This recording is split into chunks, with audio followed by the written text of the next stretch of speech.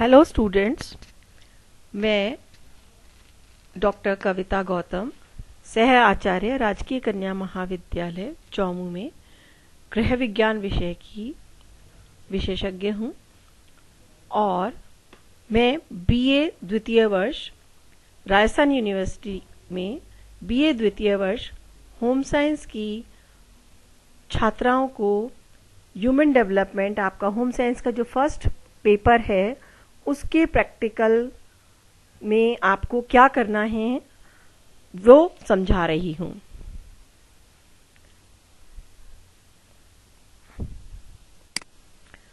सबसे पहले तो बच्चों, आपका ये जो प्रैक्टिकल है ये 50 नंबर का होगा और इसमें पास होने के लिए कम से कम 18 अंक होने आवश्यक है। इस प्रैक्टिकल का उद्देश्य जो है वो है विद्यार्थियों में बालकों के वृद्धि प्रतिमान, मतलब बच्चों की ग्रोथ कैसे होती है, हाइट, वेट वगैरह, ये सब आप लोग थ्योरी में पढ़ चुके हैं, है ना। और उनका विकास की विशेषताएं क्या है, किस अवस्था में बच्चे कौन कौन सी क्रियाएं करते हैं, ये सब आपको प्रायोगिक स्तर पर आपको जानकारी होनी चाहिए। केवल थ्योरेटिकल नहीं, थ्योरी में हम लोग ये पढ़ रहे हैं और ये हम टॉपिक्स काफी कवर कर चुके हैं। इसी के अनुसार आपको अब ये भी समझना है प्रैक्टिकली उसका एप्लीकेशन क्या है, वास्तविकता में बच्चों का कैसे होता है, ये सब ये हम आपको समझाना चाहते हैं। और दूसरा उद्देश्य है कि हमारी जो विकास की विभिन्न अवस्थाएं हैं, शैशवावस्था, बाल्यावस्था, किशोरावस्था, वयस्कावस्था और वृद्धावस्था, अलग अलग अवस्थाओं से संबंधित जो महत्वपूर्ण मुद्दे हैं उनके प्रति आप में समझ विकसित होनी चाहिए। तो इसी दृष्टि से ये प्रायोगिक बनाया गया है। अब इसमें आपको क्या क्या करना है जो आपके सिलेबस में लिखा हुआ है, पहले हम वो डिस्कस कर लेते हैं। इसमें है जन्म से लेकर 6 वर्ष तक के बच्चों को आपका मानव शास्त्रीय मापन, अंग्रेजी में इसे कहते हैं एंथ्रोपोमेट्रिक मेजरमेंट्स लेने हैं। अब एंथ्रोपोमेट्रिक मेजरमेंट्स क्या होते हैं बच्चों? बालकों का जन्म से लेकर 6 वर्ष तक की अवस्था, मतलब ये वो अवस्था है जब बालकों का बहुत तीव्र गति से विकास होता है।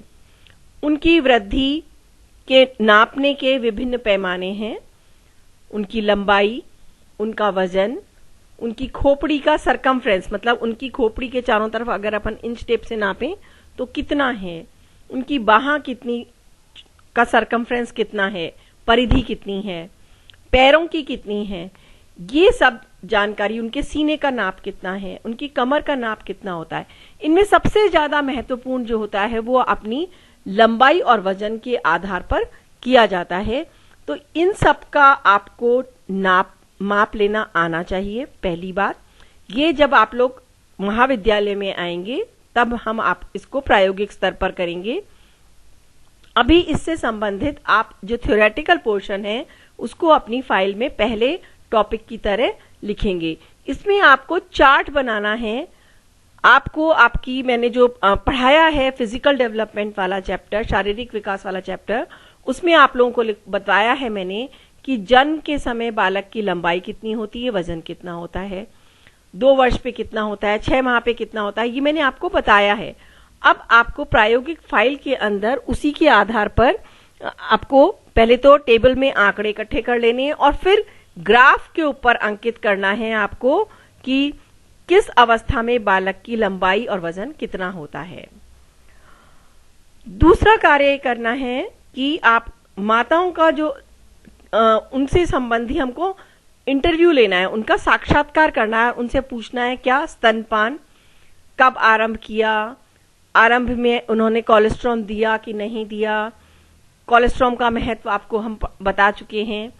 तो कब किस अवस्था में आरंभ किया, कितने कितने अंतराल पर वो स्तनपान कराती हैं, बच्चा रोता है तभी देती हैं या स्वयं अपनी इच्छा से देती हैं। इस तरह से स्तनपान से संबंधित पूरक आहार, मतलब जब बालक को दूध के साथ में दूसरे आहार भी देने शुरू कर देते हैं, ठोस आहार देने शुरू करते हैं, सेमी सॉलिड्स देना शुरू करते हैं, अर्ध तरल जिसको हम कहते हैं, वो उनके विषय में कब शुरू किया, कैसे शुरू किया, क्या क्या आहार दिया, कितने कितने अंतराल पे दिया, ये सारी इत्यादि बातें। और जब स्तनपान छुड़ाने के लिए महिलाएं क्या तरीके अपनाती हैं, ये सब जानकारी लेने के लिए आपको साक्षात्कार लेना है। तो साक्षात्कार लेने के लिए आपको आपके पास एक इन्वेंट्री होनी चाहिए, मतलब एक प्रश्नों की सूची होनी चाहिए जिसके आधार पर आप इन लोगों से साक्षात्कार ले सकते हैं। तो बच्चों, इससे इन विषय से संबंधित आपके दिमाग में जितने प्रश्न हैं उनको अलग अलग टॉपिक पे आप लोग प्रश्न बना लीजिए। जब आप महाविद्यालय में आएंगे तब मैं आपका चेक करूंगी और आप लोगों को और समझाऊंगी। कुछ इस चीज से संबंधित थ्योरेटिकल पोर्शंस को आप पढ़ेंगे, ये सब एक वीडियो में बताना तो संभव नहीं है। तो जो आप कर सकते हैं, रफ में आप तैयार कर लीजिए, मैं चेक करूंगी। उसके बाद आप उन प्रश्नों को किसी का साक्षात्कार लेंगे, एक स्तनपान करवाने वाली महिला का लेंगे आप लोग, और जिनके बच्चे 1 साल के हैं, 2 साल के हैं, 2.5 साल के हैं, 3 साल के हैं, वहां तक के माताओं का आप साक्षात्कार लेंगे। तो आपको प्रश्न तो आपके एक समान हो सकते हैं, लेकिन उत्तर आपको, क्योंकि वास्तविकता में किसी से लेना है साक्षात्कार, तो वो जो व्यक्ति है, वो जो महिला जो आपको उत्तर देगी, वो ही आपको नोट करने हैं और उन्हीं को हम अपनी फाइल में लिखेंगे और उसके आधार पर हम अपना निष्कर्ष निकालेंगे अंत में कि हमने जो साक्षात्कार किया उसके आधार पर हम जो महत्वपूर्ण बिंदु हमको समझ में आए, वो उसके आधार पर हम निष्कर्ष निकालेंगे। तीसरा है, आप लोगों को नर्सरी स्कूल में बच्चों के लिए खेल और सृजनात्मक क्रियाएं आयोजित करवानी हैं। अब ये कोविड काल में बच्चों के स्कूल भी नहीं खुल रहे हैं और आप लोगों को कहीं नर्सरी स्कूल में ले जाकर प्रैक्टिकल करवाना संभव नहीं हो पा रहा है, लेकिन आप लोगों को उन बच्चों को पढ़ाने के लिए, उन बच्चों को पढ़ाने से मतलब लिखने पढ़ने से मतलब नहीं है बच्चों, खेल खेल में उन्हें जो कुछ हम सिखा सकते हैं पूर्व बाल्यावस्था के बच्चों को, तो उसको हम क्या क्या उनको एक्टिविटीज करा सकते हैं। जैसे उदाहरण के लिए आप उन्हें पेंटिंग वगैरह करा सकते हैं। उन पेंटिंग करने से क्या होगा, उनकी उंगलियों का विकास होगा, उनकी आंख और हाथ के बीच में समन्वय विकसित होगा, ठीक है, और उनको आनंद मिलेगा। बच्चे बहुत एंजॉय करते हैं इन सब एक्टिविटीज में, और उनकी जो मन की भावनाएं हैं वो भी उस माध्यम से बाहर निकल जाती हैं। तो बहुत सारी ये चीजें हैं। तो आपको क्या क्या एक्टिविटीज करा सकते हैं बच्चे को, अगर हम ये सिखाना चाहते हैं, साइंस का कॉन्सेप्ट दे रहे हैं, जैसे कि कैसे बीज में अंकुरण होता है, जो मिट्टी के अंदर चली जाती है वो हिस्सा जड़ कहलाता है, जो ऊपर जाता है वो तना कहलाता है, पत्तियां हैं, ये हम उनको चित्रों के माध्यम से या कोई एड बना सकते हैं उसके माध्यम से सिखा सकते हैं। बच्चे को छोटा बड़ा, लंबा मोटा, ये सारे जो विपरीत होते हैं शब्द, उनका कॉन्सेप्ट दे सकते हैं। तो ये आप कैसे देंगे, कैसे बच्चों को हम सिखा सकते हैं, हम उनको किसी कहानी के माध्यम से भी सिखा सकते हैं। तो कहानी के लिए भी आप मुंह जबानी बोलेंगे तो बच्चों को समझ में नहीं आएगा, कुछ चित्र दिखाएंगे, कोई एड बनाकर दिखाएंगे तो उनको समझ में आएगा।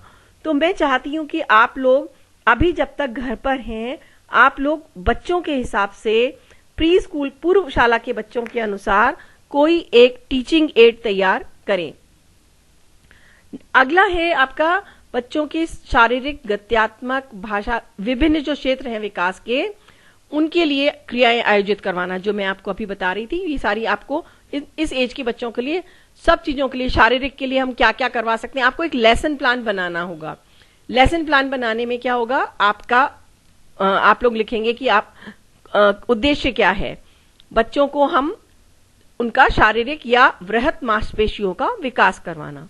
उसके लिए फिर आप एक्टिविटी प्लान करेंगे कि बच्चों को बाहर हम दौड़ाने के लिए ले जाएंगे, रेस करवाएंगे, या हमने एक सीधी क्या कहते हैं, गोलाई लिए हुए सांप की तरह बल खाती हुई रेखा खींच दी, उसके ऊपर बच्चे को चलाएंगे।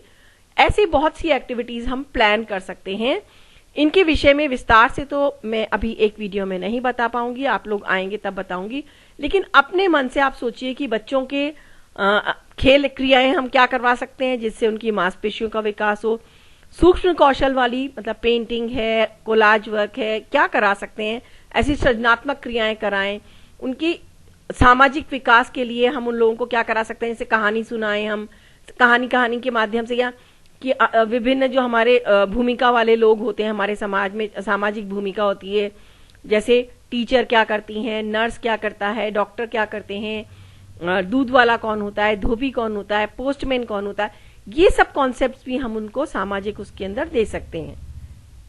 तो आपको प्लान करना है, लेसन प्लान बनाएंगे हम लोग एक एक एक्टिविटी को लेकर कि आप लोग कैसे, अगर आपको नर्सरी स्कूल में जाने को मिल जाए तो उन बच्चों को आप कैसे ये सारी कॉन्सेप्ट्स बच्चों को सिखाएंगे। नेक्स्ट जो है आपका वो है किशोरों की शैक्षणिक और व्यवसाय संबंधी आकांक्षाएं जानने हेतु फोकस ग्रुप डिस्कशन करना। इसके लिए भी बच्चों अभी फोकस ग्रुप डिस्कशन तो अभी संभव नहीं है और इसके बारे में विस्तार से मैं कक्षा में जब आप आएंगे, उम्मीद है जल्दी आएंगे, तब मैं बताऊंगी। अभी आप लोग केवल किशोरों की शैक्षणिक और व्यावसायिक आकांक्षाओं को जानने के लिए हम अपने मन में क्या क्या प्रश्न पूछ सकते हैं, किसी किशोर का साक्षात्कार लें तो वो एक प्रश्नों की एक श्रृंखला तैयार कर लीजिए। इसी तरह से आपको बालकों के लिए बच्चों के पुस्तक और खिलौनों का सर्वेक्षण करना है, ये जरूर से करना है बच्चों। घर के आसपास आपके जहां भी आप बाजार में जाएं और देखिए कि आपके क्षेत्र के अंदर किस तरह की कहानी की पुस्तकें उपलब्ध हैं, किस तरह की बच्चों की नर्सरी राइम्स की पुस्तक उपलब्ध है और खिलौने कौन कौन से मिल रहे हैं और उनको जो भी मिल रहे हैं उनकी क्वालिटी कैसी है, उनका मूल्य कितना है, बहुत महंगे तो नहीं है, टिकाऊ कितने हैं, मतलब टूट फूट वाले जल्दी से बच्चे ले घर में जरा सा यूज किया और टूट गया, कितने आकर्षक हैं, बच्चों के लिए उपयुक्त हैं या नहीं है। इस आधार पर आप उनका मूल्यांकन करेंगे। कैसे करेंगे बच्चों मूल्यांकन? आप एक चार्ट बनाएंगे अपनी फाइल के अंदर, जिसके अंदर आप पहला कॉलम के अंदर तो आप खिलौने का नाम, चित्र वगैरह बनाएंगे या चिपका देंगे। दूसरे कॉलम के अंदर जो होगा लंबा, उसमें 1 से लेकर 10 तक के अंक देने के लिए आप एक सीधी रेखा खींचेंगे, एक स्केल खींचेंगे और फिर उस स्केल के ऊपर प्रत्येक खिलौने को या पुस्तक को आप अंक देंगे। आपकी दृष्टि में किस आधार पे अंक देंगे, मूल्य कैसा है, जैसे आपको लग रहा है कि अरे ये तो इतनी खिलौने का मूल्य बहुत ज्यादा है, तो आप उसको कितने अंक देंगे? अत्यधिक मूल्य है, आप 1 अंक दे सकते हैं। अगर उसका बिल्कुल सही मूल्य लग रहा है तो आप उसको 10 अंक दे सकते हैं, ठीक है ना। अगर आपकी दृष्टि में वो बेकार है, खराब है, तो आप उसको कम अंक देंगे, ज्यादा है तो ज्यादा अंक देंगे। तो प्रत्येक खिलौने के आपको 5 आधार पर ये करना है, गुणवत्ता, मूल्य, टिकाऊपन, आकर्षक और उपयुक्तता के आधार पर आपको उसको अंक देने हैं 1 से लेकर 10 तक, ठीक है। तो आप लोग सर्वेक्षण करेंगे कौन कौन से खिलौने आपके पास मार्केट में उपलब्ध हैं। इसी तरह से आपको प्रौढ़ लोगों की, वृद्ध लोगों के लिए भी उनकी क्या समस्याएं हैं जीवन की, वो जानने के लिए उनकी जैसे शारीरिक समस्या क्या है, बौद्धिक समस्या, मतलब क्या क्या समस्याएं वो फेस कर रहे हैं, एकाकीपन तो नहीं है, मतलब ये ऐसे प्रश्न बनाने हैं जिससे सामने वाले को हर्ट ना फील करे और आप उनसे जानकारी एकत्र कर सकें। तो ऐसे आप प्रश्नों की श्रृंखला तैयार कर लीजिए। जब महाविद्यालय में आएंगे तो मैं आपका चेक करके आपको साक्षात्कार के लिए भेजूंगी। फिर और आपको एक स्क्रैप बुक बनानी है बच्चों। इसमें वैसे तो इन्होंने मानव विकास से संबंधित बनना है, लेकिन मैं आपको बता रही हूं कि आप एक स्क्रैप बुक तैयार कीजिए। स्क्रैप बुक आपको मार्केट में मिल जाएगी। स्क्रैप बुक के अंदर रंग बिरंगे पृष्ठ होते हैं, कॉपी सी होती है, उसके अंदर रंग बिरंगे पृष्ठ होते हैं। आप ऐसा भी कर सकते हैं कि आप कोई फाइल ले लीजिए अलग से, स्क्रैप बुक मत खरीदिए, और चॉइस है आपकी, आप दोनों कर सकते हैं, और उसके अंदर रंग बिरंगी फाइल्स में शीट्स लगा लीजिए और उनके ऊपर आपको एक्टिविटी करनी है। क्या काम करना है? आपको 5 तो हिंदी की राइम्स, हिंदी की जो कविताएं होती हैं, छोटी छोटी कविताएं, बच्चों छोटे बच्चे 4-5 लाइन से ज्यादा की कविता उनको नहीं बतानी है, तो वो कविता आपको एक पृष्ठ पर लिखनी है और उसके सामने के पृष्ठ पर आप चित्र चिपका दीजिए, ड्रॉ कर लीजिए अपने मन से। बच्चों के लिए आप कोई पुस्तक क्रिएट करना चाहते हैं तो जो आपके मन में वो कर सकते हैं। इसके अंदर आपको 5 अंग्रेजी की राइम्स, 5 हिंदी की राइम्स ये करनी है, और उसके अलावा जो शेष पेज हैं उसके अंदर आप बच्चों के लिए क्या क्रिएटिव एक्टिविटीज करवा सकते हैं उनका आपको सैंपल बना के लगाने हैं। अब आपको फाइल के अंदर तो ये प्रश्नावली वगैरह बेटा, एंथ्रोपोमेट्रिक मेजरमेंट ये सब आएगा। स्क्रैप बुक के अंदर आपको बच्चों से रिलेटेड ये एक्टिविटीज करनी है। और तीसरी चीज, आपको एक टीचिंग एड बनानी है। बच्चों को हम कुछ भी सिखाएंगे तो उसके लिए हमें कोई एड की आवश्यकता होगी। तो आगे के प्रश्नों पे मैंने आपको इस वीडियो में बताने की कोशिश की है कि टीचिंग एड्स कैसे कैसे बनाई जा सकती है बच्चों। ये सारे मैंने नेट के ऊपर से उपलब्ध है, प्रचुर मात्रा में उपलब्ध है। उनमें से मैंने कुछ सेलेक्टेड आपको दिखा रही हूं। आप लोगों के पास में अगर नेट की सुविधा है तो आप लोग खुद भी गूगल के ऊपर सर्च कर सकते हैं टीचिंग एड्स के नाम से, प्री स्कूल बच्चों के लिए टीचिंग एड्स के नाम से। तो आपको नए नए आइडियाज भी मिल जाएंगे। और आप में से मैं जानती हूँ बहुत से बच्चे इतने होशियार हैं कि ये जो दे रहे हैं उससे भी बेहतर कुछ अपने मन से भी आप लोग क्रिएट कर सकते हो।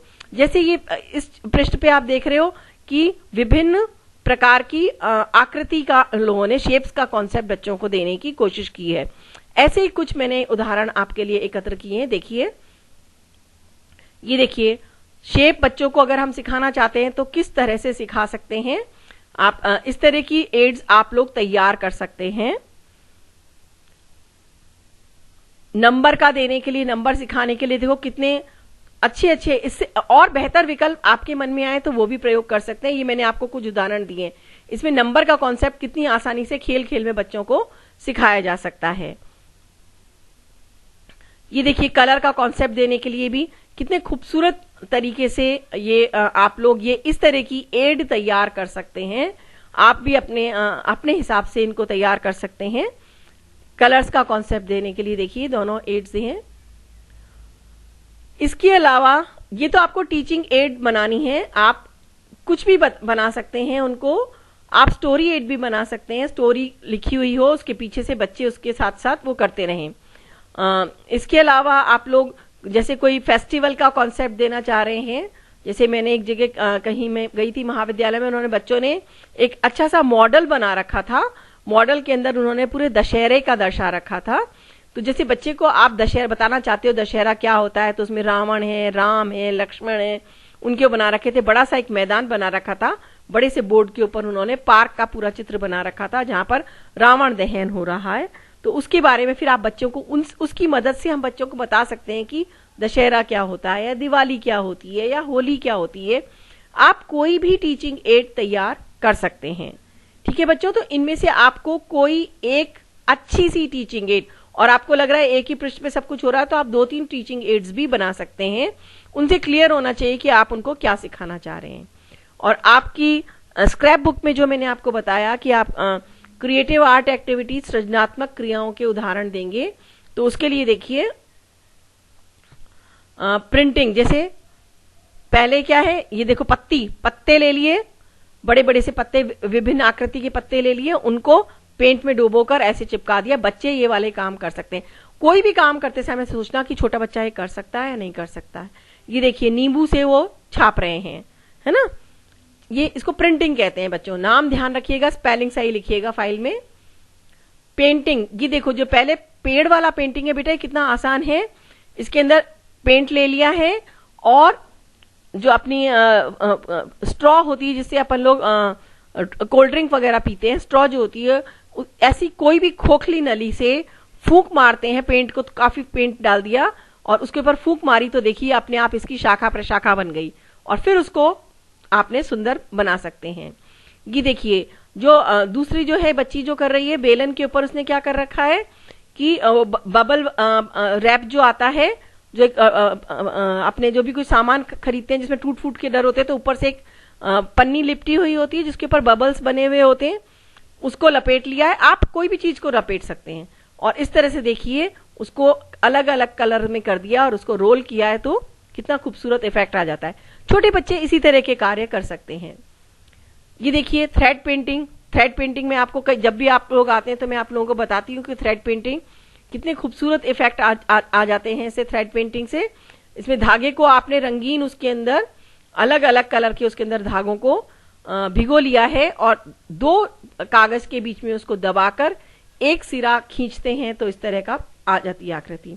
और ये देखो ये तो फायर वर्क्स का है, जैसे मतलब बिल्कुल ऐसा लग रहा है आतिशबाजी का, और कितना सिंपल तरीका है। ये रोटी वगैरह रोल के लिए जो आते हैं, गोल गोल आती हैं ऐसी ट्यूब सी, और उसकी को कटिंग करके देखिए विभिन्न कलर से बनाकर कितना खूबसूरत इफेक्ट आ रहा है। ऐसी ये आपको मैंने कुछ उदाहरण दिए बेटा, आपके पास अनगिनत उदाहरण आपको नेट पर भी मिल जाएंगे।